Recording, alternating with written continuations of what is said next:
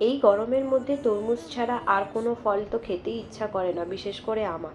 তরমুজ পেলে আর কিছু চাই না। তো বরমশাইকে বলেছিলাম যে তরমুজ আনবে, তো বরমশাই এনেছিল আর চটজলদি আমি সেটাকে কেটে ফেলেছি। আর কেটে দেখো এখানে বিট নুন ছড়িয়ে আর গন্ধরাজ লেবু ছড়িয়ে খাচ্ছি। তো চলো। হ্যালো এভরিওয়ান, আমি রেডি হয়ে গেছি। যাব একটু সন্ধেবেলা বাইরে পুজো দিতে, যেহেতু আজকে শনিবার। তো সে কারণে যাব পুজো দিতে, আর সাথে একটু ঘুরু ঘুরু করবো। তো টাইমটা অনেকটাই লেট হয়ে গেছে, প্রায় 7:30। অন্যদিন এত লেট হয় না, বাট আজকে একটু বড়মশাই আসতে লেট হয়ে গেছে কাছ থেকে। তো ঠিক আছে, কোনো ব্যাপার নয়। চলো, কোথায় যাব না যাব পুরোটা পারলে তোমার সাথে শেয়ার করব।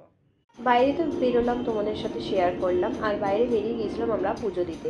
আর মন্দিরের ঢোকার আগেই আমরা দোকানে ঢুকেছিলাম ধূপবাতি কিনতে। তো তখন দেখি যেহেতু রক্ষাকালী পুজো এখন শুরু হয়ে গেছে, সবাই জানো বৈশাখ মাস থেকে। তো সে কারণে দেখি একটা বিশাল বড় ঠাকুর আসছে আর কি। তো সেটাই তোমার সাথে শেয়ার করব, দেখতে থাকো।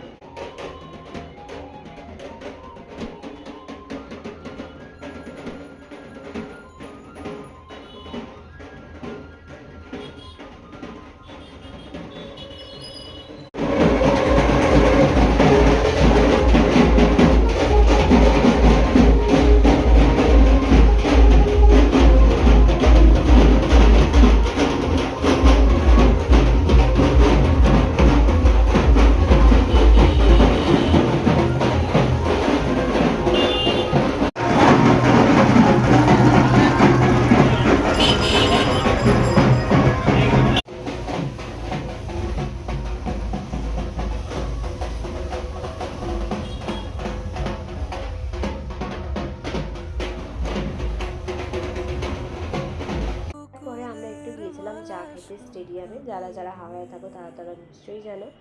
তো এই চায়ের দোকানটা খুবই ফেমাস। তারপরে দিন ছিল যেহেতু রবিবার। আর এখন এত সকালবেলা রোদ্দুর উঠছে, যার কারণে রোদের মধ্যে বাজার করতে ইচ্ছা করে না। তাই বর্মশাই বললো যে আজকে মাংসটা কিনে রেখে দিই, কালকে তাহলে তাড়াতাড়ি রান্নাটাও হয়ে যাবে। তো তারপরে যথারীতি ওই কালী ঠাকুরটাকে মন্দিরে বসিয়ে দিয়েছে। বাড়ি আসার সময় দেখলাম আমরা। আর প্রসাদ দিচ্ছিল, আমরা প্রসাদ খেয়ে বাড়ি চলে এসেছি আজকে।